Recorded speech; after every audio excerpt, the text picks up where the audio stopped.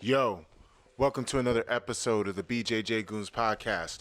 I'm your host, Tim, the Mushmaster Spriggs, and with me as always, every week is... Yo, what's up, everybody? It's Nico Ball. No new Nico. I'm messing up my name because this damn phone going off. But yeah, what's up? Glad to be back and bagless this time. You know, every time I come back, there's more stuff at the studio, less stuff for me to be carrying, and more good stuff going on. So that's what's up.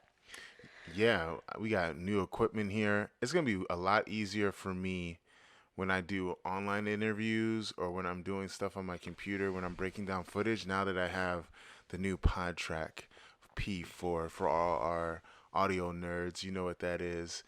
I think it goes a long way. Next thing is a camera. Some people have been asking because I know I've asked some, I guess their patrons or at least their listeners. I've been asking them some advice on like Sony cameras because I shoot with a Canon. I'm gonna switch it up. I would like to cross over to Sony, but I have a couple of lenses that I use, and I also want to get some actual video cameras. So to get like a Sony DSLR doesn't. Are they even DSLRs? I guess Sony's are mirrorless. I don't even know. I should know. But yeah, there's a lot of great options. Like there's some more expensive ones that are made for videoing. There's full frame ones, and you have your more basic ones. So I asked for some recommendations for some people. So they definitely want to know what's going on with your camera search. But it's like Tim's been looking some stuff up on his own, so he can be educated about it. So that's what's up. Have you looked at all? I've looked at them. I'm very hesitant to spend money on stuff that I'm not 100% sure about, but it's on the way. So what's your impression when you go and look at cameras? Because I know it can kind of be overwhelming. Like so. My impression is it's a whole world that I don't understand, and to me it's a clusterfuck because it's like anything in life that's a niche. There are people that are experts, but they have totally different points of views, so you're going to get totally different recommendations based on what their needs are and not necessarily what your needs are. And that can be kind of confusing. It can be pretty confusing, absolutely. But in all, I'll figure it out. I just have to pick one person. In jiu-jitsu or anything, you got to pick one or two people that you trust as experts and, you know, get ideas off of them. So I'm going to figure it out who to go to. Yeah, And that's important. People, and a lot of times people don't even really know what the hell they need. It's like, it's one thing to say, you need a camera, but there's a lot to go into it. It's like, what do you need it for? What are you going to do with it? yeah, Like, and not just with cameras, with a lot of stuff. I think people just nowadays have no idea what the hell they want. yes. And speaking of that, it's a lot of work in figuring out what exactly you want because I'm doing a little bit of remodeling in my house, specifically the studio, specifically my room, like what colors to paint, all that stuff. And it is so much mental energy and it requires so much study because at the end of the day, you're going to have to live with it. But I think once I get the camera, I think we're pretty much done, right? And get the TV mounted, like, oh, no. No. No, furniture. Yeah. I mean, I guess it never ends. It's never ending, but yeah. No, and furniture is a pain in the ass because I just moved. I don't know if I ever announced it like on the show, but that is our first thing to do as like a catch up. Is that after my surgery, like so I had surgery in the beginning of September. I moved October 1st while I was still on crutches. So I bought a car actually the week after surgery. Like I just had my mom drive me down to like the first dealership I went to. I went to go look for a Honda Civic. Ended up with something completely different, but whatever. So I got a new car, a new place, new leg, and then yeah, so I moved out of like the tiny room in a shared house. So like I had to get like a new bed. Like I have like all the studio stuff kind of set up on like tables and all the inventory and stuff. The sweatshirts I have to order more. So if you've been like looking, we have new designs that are gonna drop on FavellaJujitsu.com that we do. We also have some collaborations coming up. So hopefully you'll be able to see some images. But now I have like actual space for all the sewing machines, the heat press, all that stuff. It's really dope and it will allow me to have more inventory in with me because before when I was trying to like shove it in the living room and hide like boxes and boxes of blank hoodies from my roommates, it was a pain in the ass. So yeah, I've been trying to find furniture and whoo, that shit is, it's like Amazon, a lot of Amazon, because I couldn't walk, I guess, and not Oh knowing where to go yeah. to furniture stores and finding like, when was the last time you went to a furniture store? I went to IKEA when I was setting up everything for here. I used to IKEA, go to okay, IKEA yeah. a lot. And then it's like if you try to think of a furniture store other than IKEA, though, other than IKEA. There's a lot. I don't remember their names, but I went to a Exactly. lot of different places, and those places are expensive. And I'm the type of person where I just need utility. I have a dresser, I have all the shit that I need, but for the studio, I'm gonna have to pay some money. But before I even spend the money, I gotta figure out how to fit it because you guys can't see this room, but this room is really freaking awkwardly designed because I don't think it's meant to be for a podcasting studio. It's definitely not supposed to be made for a lounge area, but I don't know that many people. Not that many people come to the dojo, but that's such a pain in the ass. I hate all that stuff. Why does Uh-huh. everything cost money? I mean, hey, I was talking to somebody, an illustrator, and basically, yeah, he ran down his prices for what I wanted to do because, like, I'm working on a book, and it was just like, all right, that's gonna be pricey. It's like it's one thing to knock out like chapter by chapter, but when you think about like the cumulative price, it's gonna be a lot. But he was telling me, it was actually the guy that does some state university. So I know I talked about it. I left a copy for you here somewhere. Yeah, it's on the Um, table. he was telling me he's trying to get something animated, and like the price for like a 3 minute animate, or no, 30-second animation is like thousands and thousands of dollars. I can't remember if it's like 15 or 30, but I was like, damn. Like, so for him to make a pitch for one of like these companies, like he needs to get so much money just to make some kind of like a 30-second preview, animated preview, and that's just crazy. That blew my mind. Animation does cost a lot of money because of the amount of work that's put into it and the expertise. And you're going to have to pay a lot for expertise. And I think it's fair.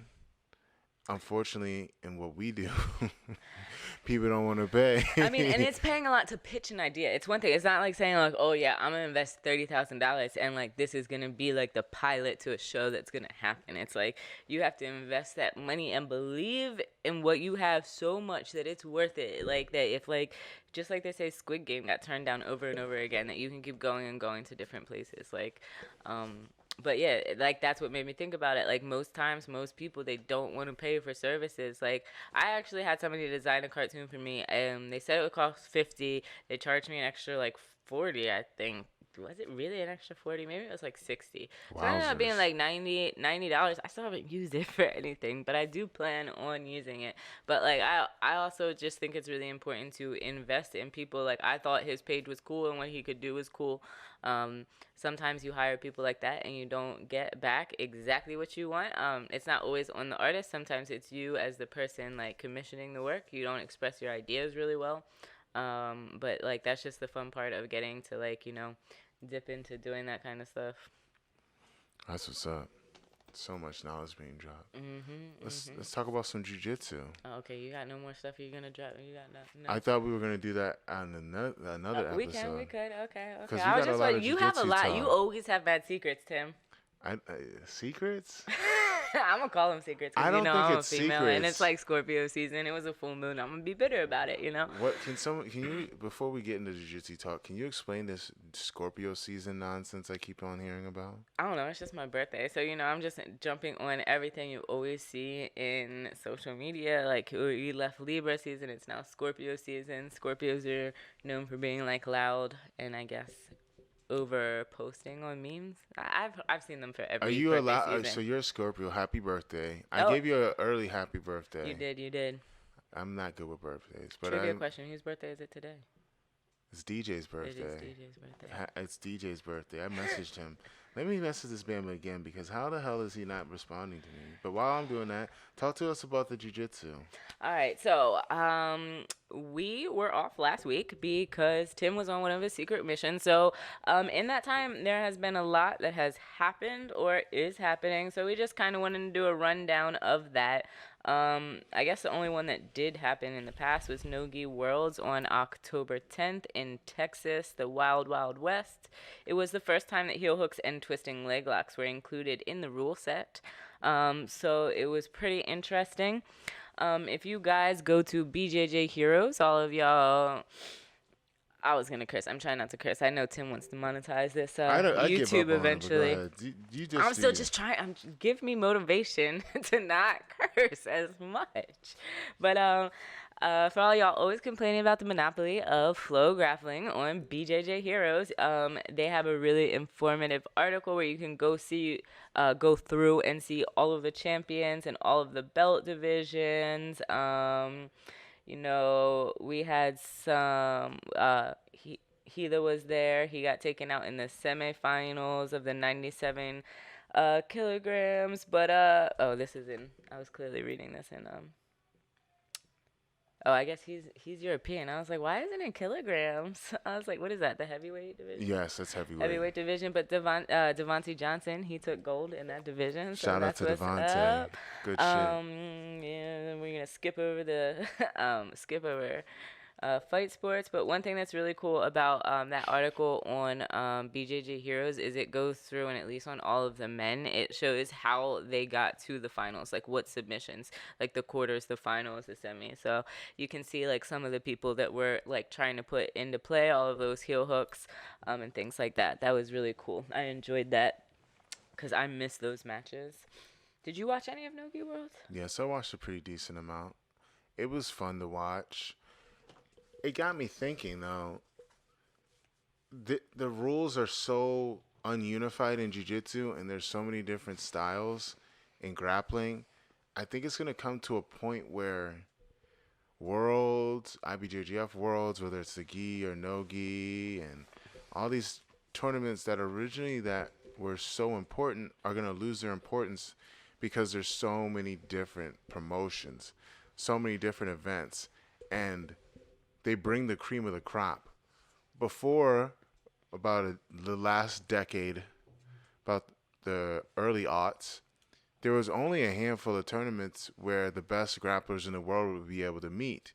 Also, jiu-jitsu was exponentially smaller back in the day. And when I say back in the day, I mean 10, 15 years ago. Now it's way more international. Now there's more money in the sport. There's way more promotions. So you're going to have events where you're going to gather, hypothetically, the 8 best guys in the world. Somebody taps everybody on their way to the finals and wins the thing. How can you say that they're not the best in the world? Before, we would have worlds for gi once a year. That was the one and only opportunity that you had to prove that you're the best in the world. And for no-gi, they only had ADCC every 2 years. With Flo doing who's number one, now with no-gi taking over and no-gi worlds being more important, no longer is your career measured by how many gi world titles or how many ADCC championships you do in the future. I mean, I think you have to kind of like think of it a little bit different from like a super fight to a tournament style, wouldn't you say? Like who's number one is also just like a smaller bracket. So can you compare that to somebody that's a world champion? And like I like how you brought this up because then the next thing I wanted to talk about was Abu Dhabi World Pro, which is different. But like let's say on like the little national comparison of it. Okay. But it's like, can you compare who's number one to worlds? Because it's just like the amount of competition, your brackets, it's like a lot different from who's number one. What's your thoughts on that? I would argue this. I don't really think argue, but a lot of divisions, they don't have a lot of people in them. The amount of matches that you have is relative, and if you're good, those first few rounds you're going to fight bums. With this argument about amount of fights, if it's about the amount of fights, then a lighter weight championship would mean more than a heavier weight championship because there's more competitors. A middleweight champion would have more standing than a heavyweight champion or super heavyweight. A woman winning worlds would not mean as much as a man winning worlds. if we want to go there. I think a lot of it is competition. I'll give you an example. Lucas Dupree is a lightweight.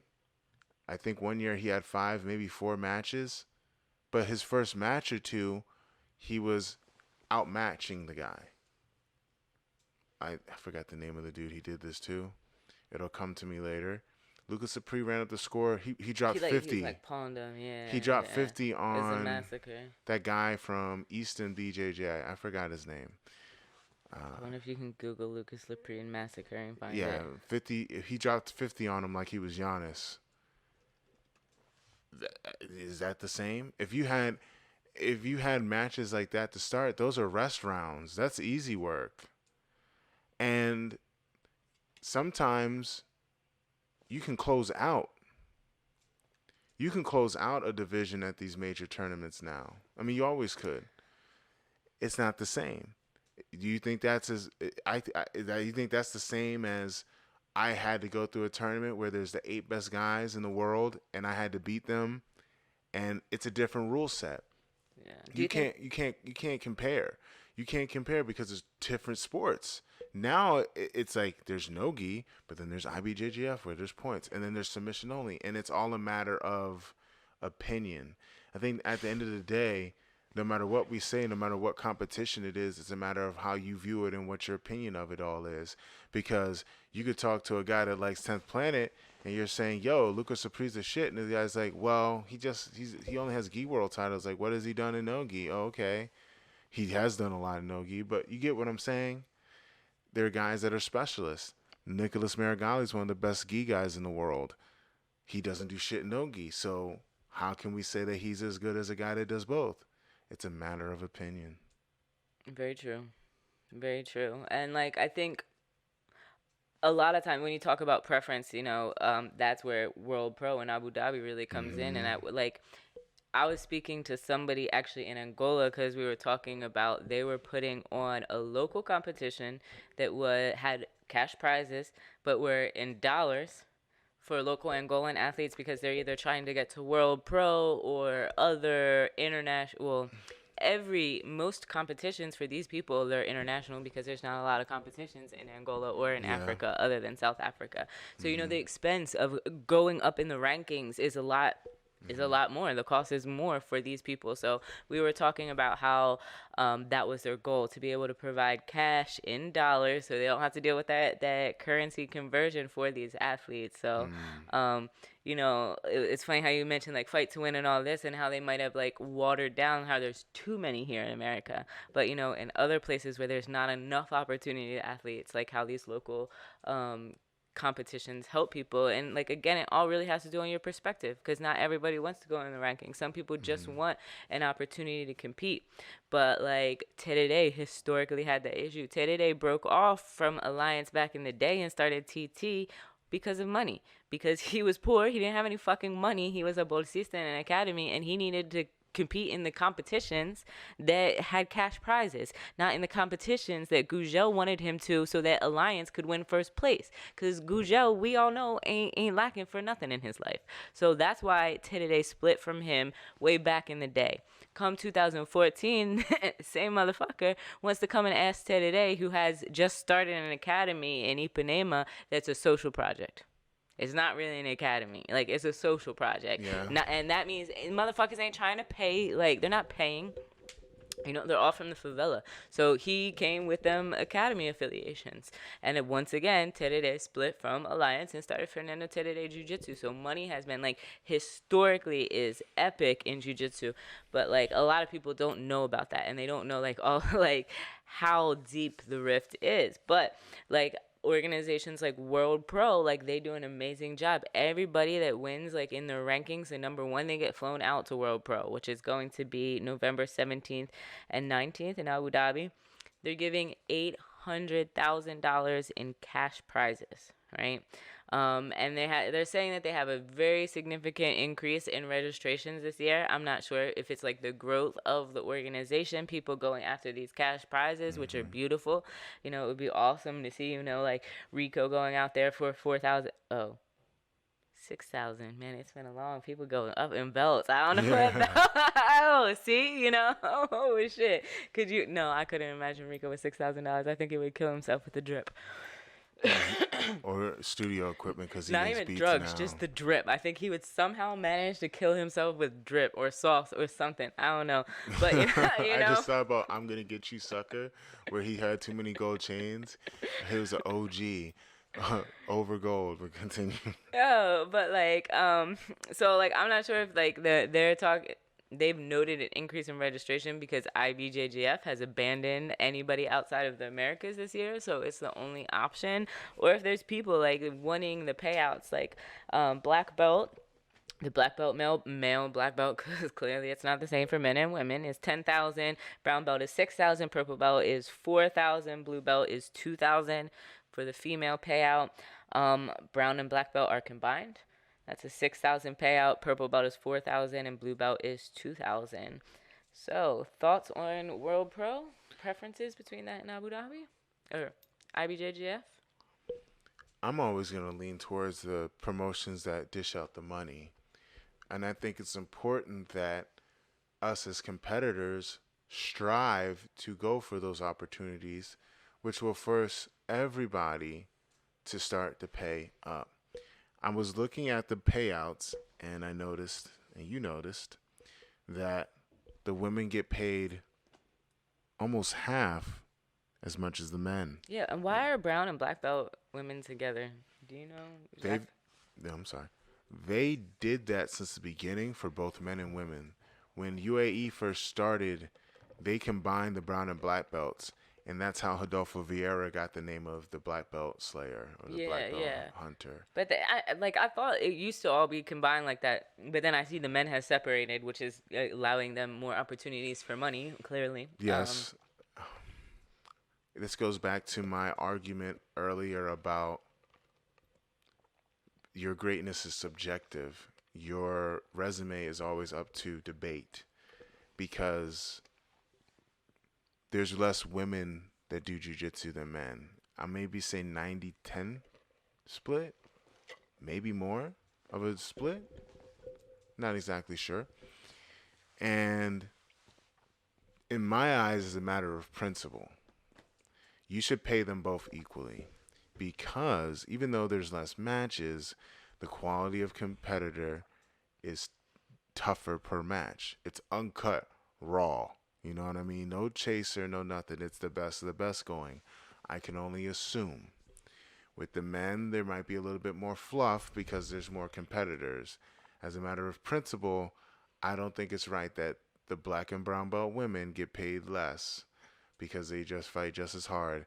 And the best rivalry in jiu-jitsu is between between two women. I almost said a man and a woman. Which one are you calling a man? Because, they will both fuck you up. Yeah, that's why there's one of them probably knows where you live, more or less. Most likely, or they can find out very easily between women. However, of course, on the money side, they'll always make the argument there's less female. Yeah, now that I think about it, I don't think there is a good enough argument to pay them less. Like, what the fuck? It's like when you on air realize that. Yeah. What the hell?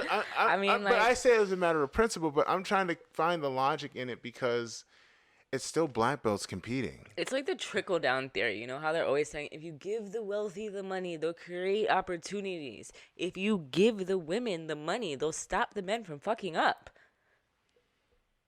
Yeah. He's like, I can't agree fully with that, but yeah, actually. No, the wheels are turning. I just had an epiphany live on air. That's really fucked up now that you think about it.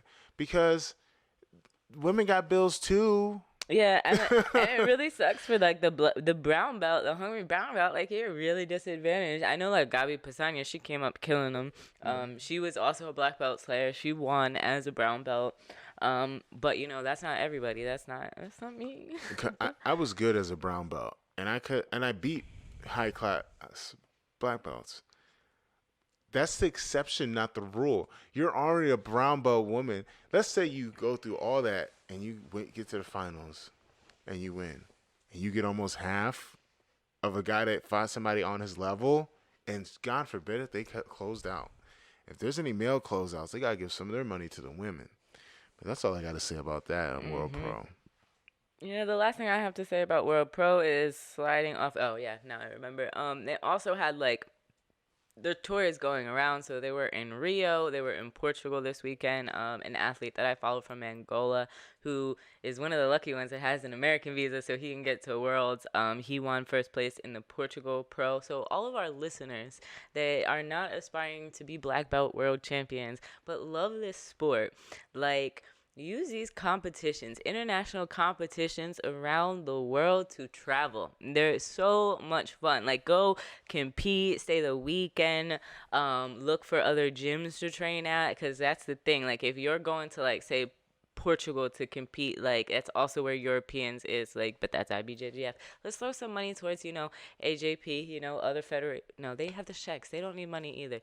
Donate to Favela Jiu That's what I'm Jitsu. saying. It's like, Why fuck. can't they pay But, the women too? They're rich. for you, it's just a really great experience. Like, I love going to Europeans, but any other one, I know a lot of people that will go hopping around the world, going to competitions, spending the weekend out, maybe trying to drag the family around. So all of y'all that do jujitsu but aren't like, yeah, like I need the rankings and this and that, traveling to compete is just an experience in itself. It's a vibe. And like, you can always reach out to the gyms in whatever city that is, and like kind of maybe, find a safe space, or, somebody that can give you some tips, help you to get around. So I highly suggest, as the world starts opening up, that you take advantage of using jiu-jitsu as an opportunity to travel. So, last competition that I have on my list is the BJJ Star 7. That's going to be November 6th, USA versus Brazil. This is going to be the first time that there will be a live, albeit remote, comentario,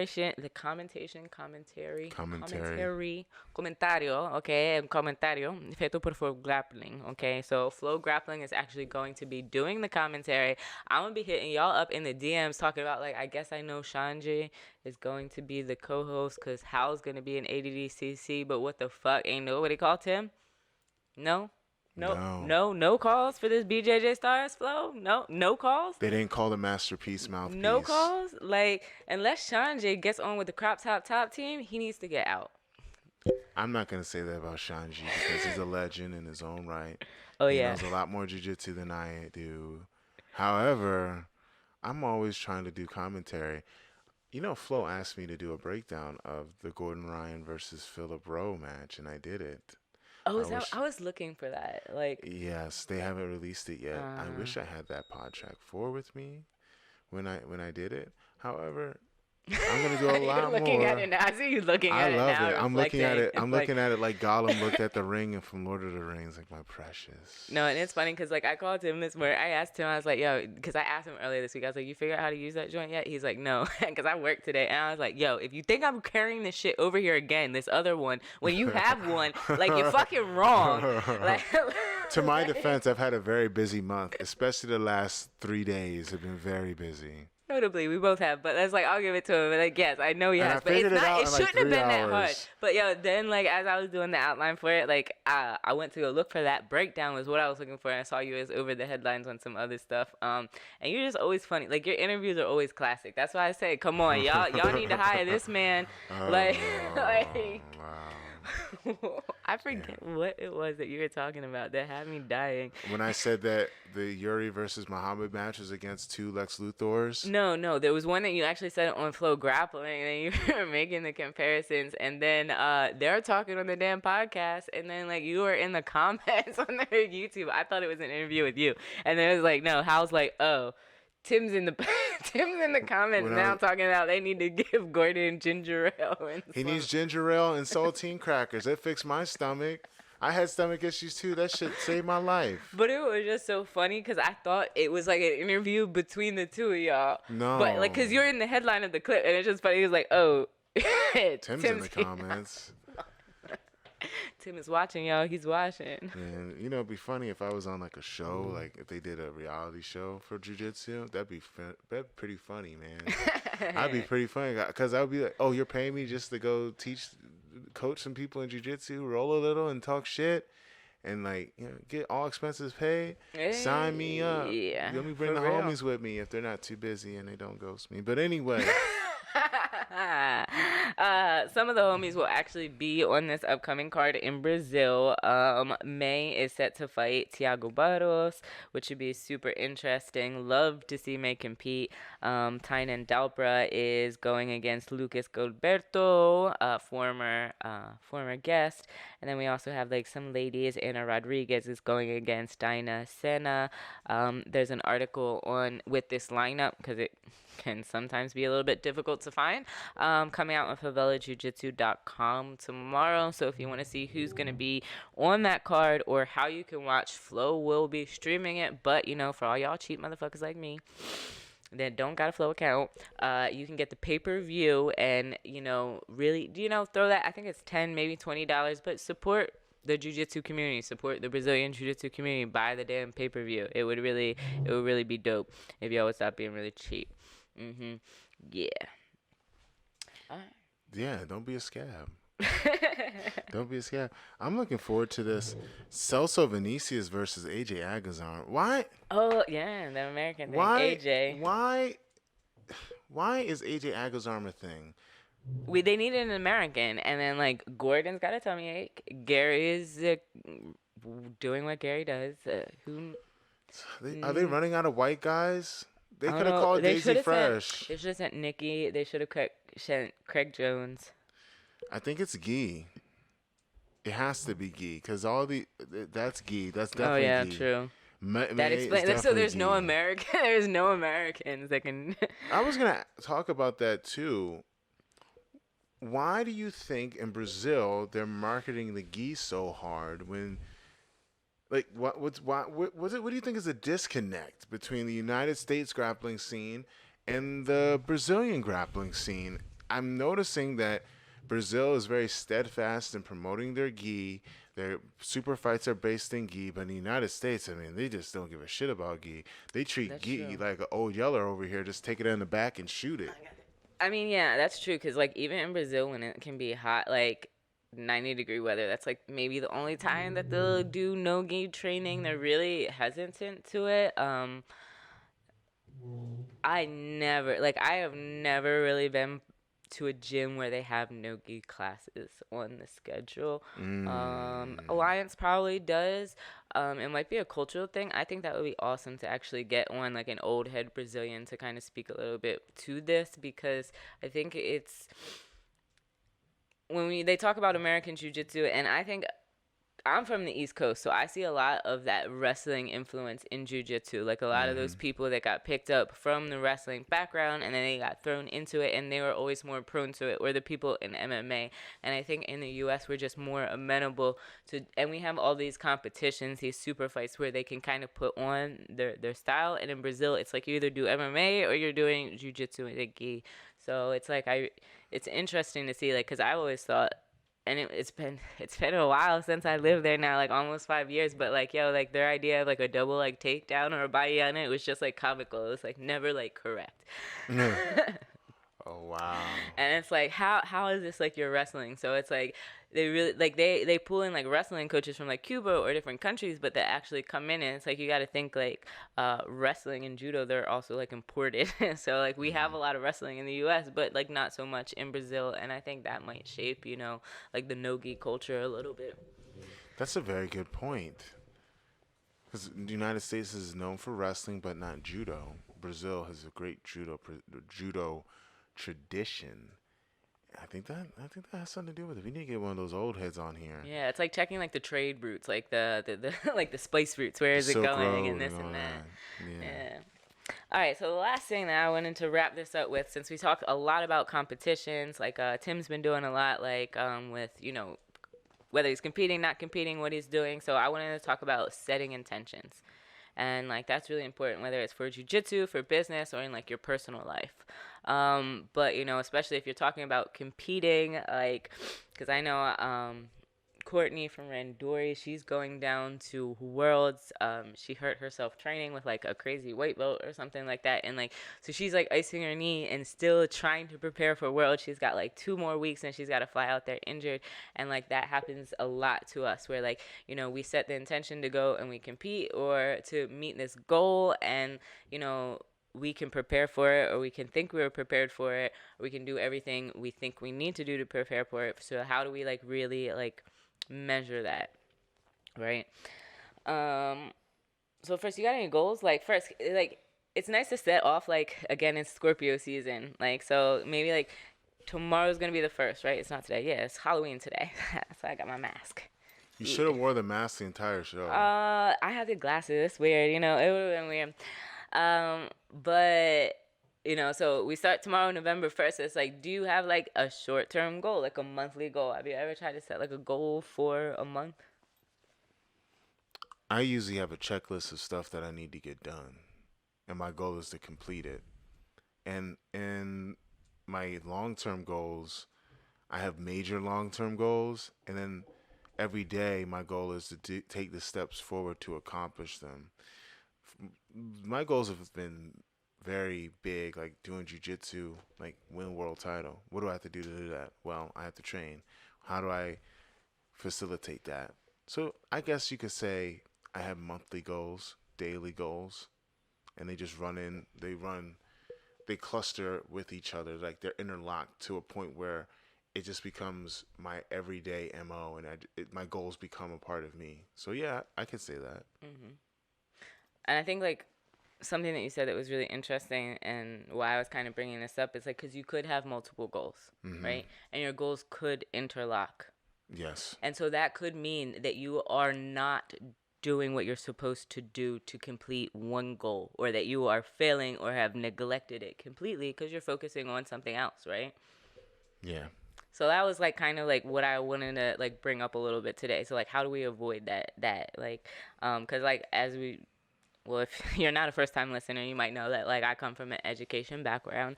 Like I have a master's degree in educational psychology. I know a lot of my friends and some of our listeners are teachers. So you hear things like SMART goals a lot. Have you ever heard that being outside of education? No. Oh, really? Okay. So a SMART goal, because like a lot of times like I'll ask my kids that like what's your goal to learn English? Well, like all right, how do you know if you succeeded? Right? So like when you say a SMART goal, that's like a mnemonic. So it means specific, measurable, achievable, realistic. I just want to put that emphasis on realistic, and time measurable, like times. So when we talk about specific, it's like you say you want to learn English, right? But or you say you want to be a world champion. Mm-hmm. But like how specific is that is I could say like I want to be a black belt world champion, or um I want to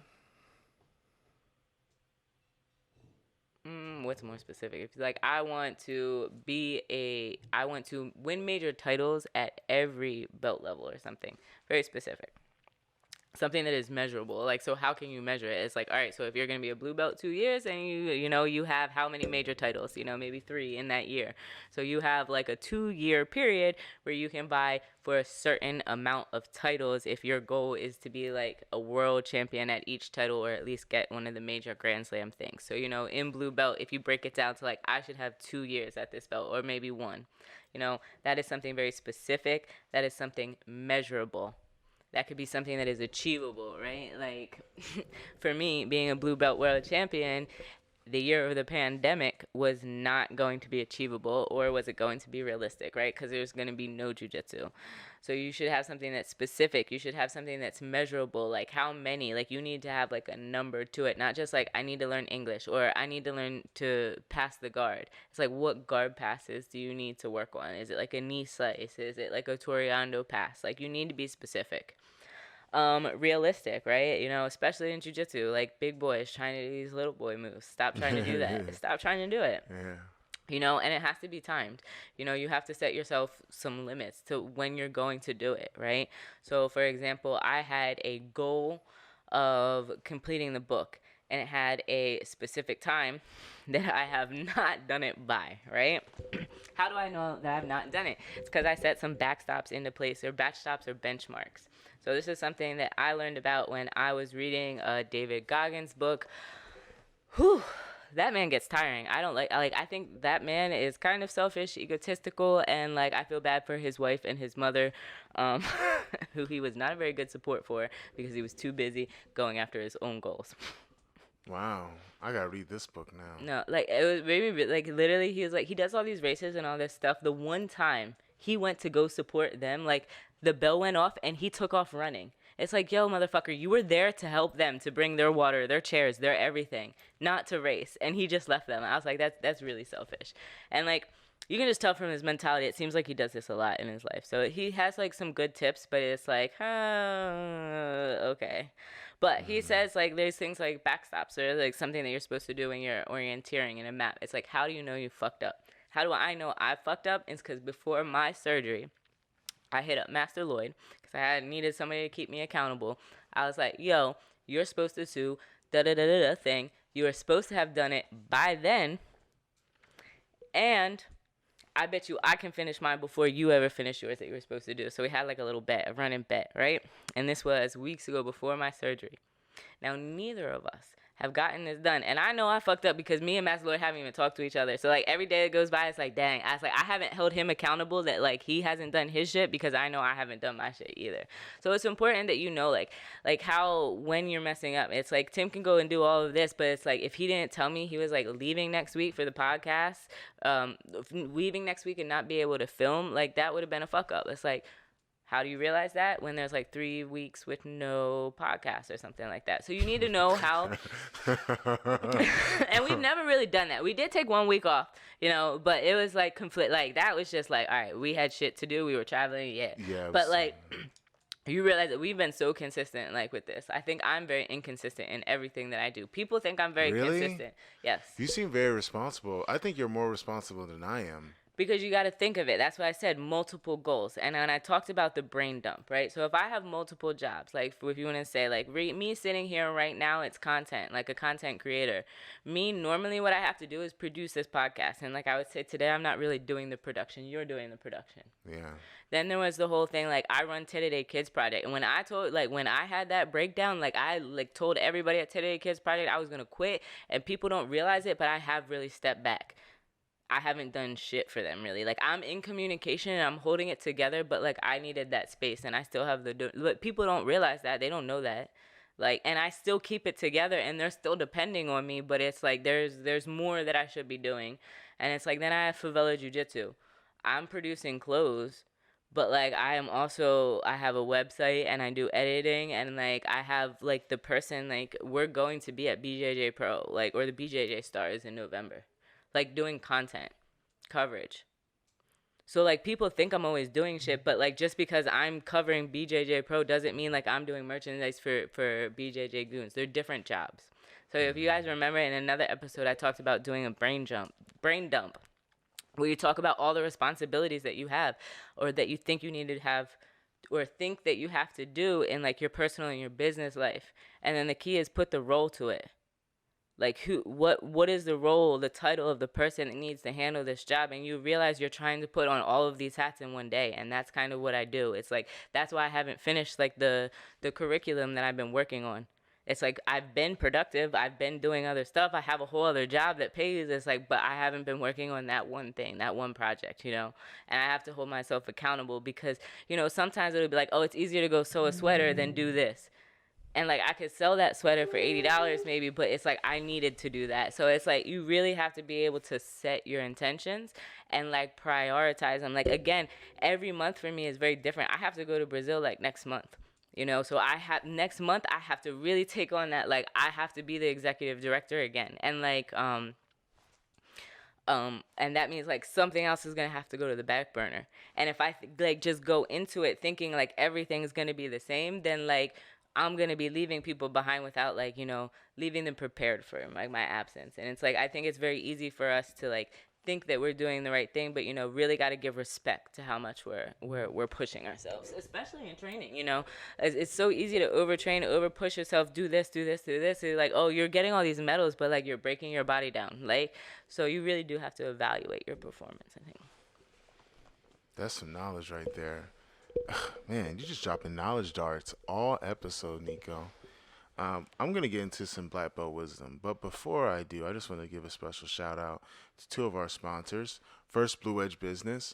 Blue Edge did my website. If you go on timspriggsbjj.com, you're going to see that it is the best website in all of jiu-jitsu. No offense to favela jiu-jitsu, but timspriggsbjj.com is the bomb because of Blue Edge Business. Go to Blue Edge Business Solutions for all your digital marketing and web development graphic design needs. They can help you with anything from Facebook and Google ads to websites and landing pages. Tell them I sent you and get a very special discount. And as I don't know if you guys can tell, but I'm getting pretty swole. And that's all due to me lifting weights, but also the food I eat. I go to John's Fit Meals. Go to johnsfitmeals.com.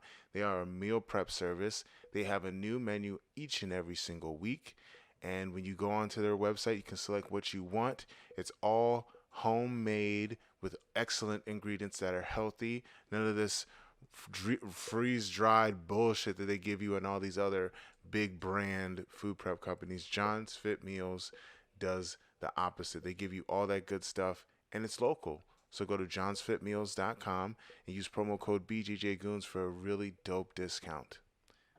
Now, some black belt wisdom. I'm going to piggyback off of what Nico was telling us before about prioritizing and about respecting your goals. I think that was a big theme for today. And your goals will set your priorities, and you need to act accordingly. If your goal is to be a world champion, doesn't matter what belt rank, you have to set certain priorities, and you have to respect those goals with your actions. Lately, I've had a very hectic schedule. Lately, it's been very difficult for me to get everything done. I've been able to varying degrees, but for the most part, it's getting done. But in order for me to do that, I had goals in mind. I have goals of being a great podcaster and content creator. I have goals of being a legend in the game on the mat. So I've been putting things in motion to get those opportunities in line so I can do that. I have a goal of being financially stable, and all those things don't necessarily work together, but I had to prioritize what goals were the most important and strategize to get it done. And then I had to act and respect them. And the same can go through your jiu-jitsu career. If your goal is a certain type of technique, or you want to fix this hole in the game, you have to prioritize that in your training, and you have to act upon it. I've seen so many guys say that, oh, I'm going to learn takedowns. One day I'm going to learn takedowns. But you know what they do every sparring session? They sit their happy ass on the ground, and they never get it done. This applies to different aspects of jiu-jitsu and life. So make sure that you have your goals in mind, prioritize them, and act upon them. That's my black belt wisdom for the week. Nico, where can we find you? Make sure to follow me on Instagram at no_new_Nico. That's no_new_Nico. You can also find all of our merch on favelajujitsu.com. We should have some new stuff coming up in a couple of weeks. Yeah, and we definitely have been pumping out some more articles and updates on competitions like BJJ Star. So if you want to know more about that or how to watch it, make sure to go to favelajujitsu.com. You can find me at Tim Spriggs BJJ. I create game plans for my clients. I do match critiques, kind of like what I did for Philip Rowe versus Gordon Ryan. You guys are going to see that on the floor real soon. I also do private lessons, both virtually and in person, and I am open for seminars, but you better hurry up because my schedule is filling up very quickly. You can find both of us at patreon.com/BJJ Goons. We have special episodes that you won't see on YouTube. We'll have special interviews.